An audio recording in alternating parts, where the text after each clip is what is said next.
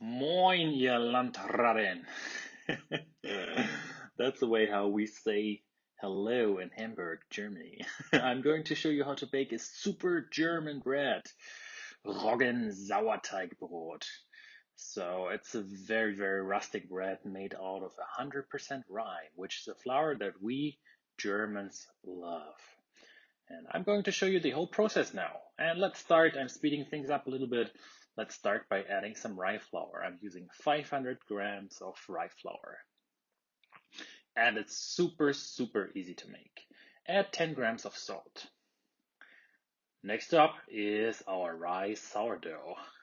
Notice me being German, using a label maker on my sourdough.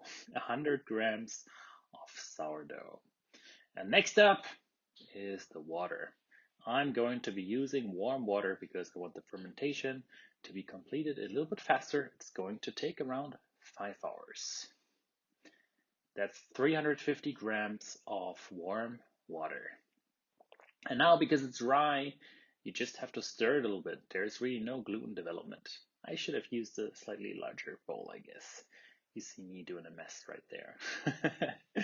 So yeah, just get your hands dirty and start mixing it together. That's what you want to do.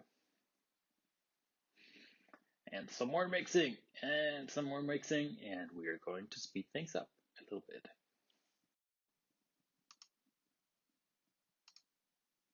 Rye flour is very sticky. It's going to create a mess on your hands. You could, of course, also use a machine to knead it, but I always like to get the feeling for the dough. And you can just see how it's coming together, but I'm using a spoon just to clean off my hands. I don't want to waste any of that dough. It's so simple to make. With the wheat-based bread, you would have to knead a lot more. Now all we have to do is we have to cover it, and then we're going to let it sit at room temperature until it has doubled in size.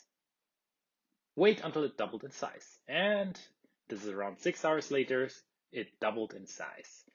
Looking good. Now I'm going to use a banneton, and I'm going to be adding a little bit of rice flour. You could also use wheat flour, but rice flour really makes sure that it won't stick. Especially with rye, rye is so sticky, so that's why banneton with rice flour just works very well. There's not really much shaping in comparison to a wheat-based bread. Because of the rye's properties, we can't do a lot. I'm adding some flour right here. You should add a lot of flour too because it's very sticky. I'm using the flour, hands, and a little bit of flour just to remove it from the bowl. And it's going to stick to my hands, you can see it. And even it stuck a little bit to the container. That's just normal. That's the rye flour. Rye flour is really the most annoying dough to work with, I guess. The trick is, because it's so annoying, you don't want to work with it at all. So just take it. I'm forming it into a nice looking ball. That's what you want to do too. Just putting it here on the surface, rolling it until I'm happy with it, trying to tuck it a little bit over the surface and pushing it down a little bit. The side that's facing us is going to be at the bottom of the banneton, and then ultimately on top when we flip the banneton over for the final bake. So yeah, that's it. What you could do is, if you don't have rice flour, you could add a little bit more flour to the top, but I'm fine like this. Now comes something which I always do, that's 24 hours in the fridge. I like this because it's a consistent environment. I'm sprinkling a little bit of flour right there because in case I cover it, I don't want it to stick to the cover if the cover for some reason collapses or so. So yeah. All right, so 24 hours later, out of the fridge, and look how it increased in size. It's looking wild. Let's bake it. I'm using a Dutch oven. You could also just use a tray and place it right on the preheated tray. Make sure that you add some water at the bottom of your oven. I'm taking my Dutch oven because it traps all the humidity and it just works excellently when baking bread. Of course, if you have an expensive oven with built-in steam functionality, that's even better.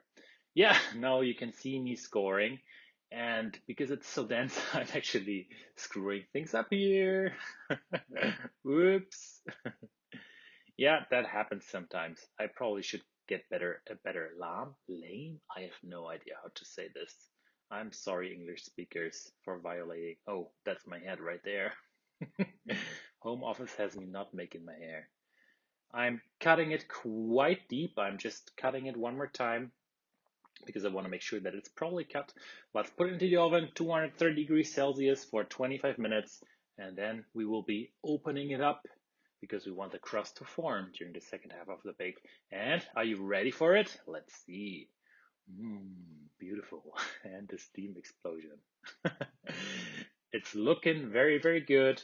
Now we want it to become more crusty, and that's why we remove the top part of the Dutch oven. You should also remove the water source in case you bake with a tray of water or so. I'm taking the bread and I'm placing it on a rack so that it can cool a little bit. You should wait at least an hour. Don't be so impatient like I am. I only waited for 30 minutes because I just wanted to eat it with some butter on it. You will see that after cutting it open, the dough starts to stick a little bit to my knife. That's because it's too wet. Just wait a little bit longer. And yeah, I really hope that you enjoyed this presentation of German culture. This is really the most German bread you will find. Maybe half rye, half wheat, but yeah, this is very German. We love our bread like that. Yeah, thanks everybody for watching. I hope you enjoyed it and take care. If you have questions, feel free to reach out.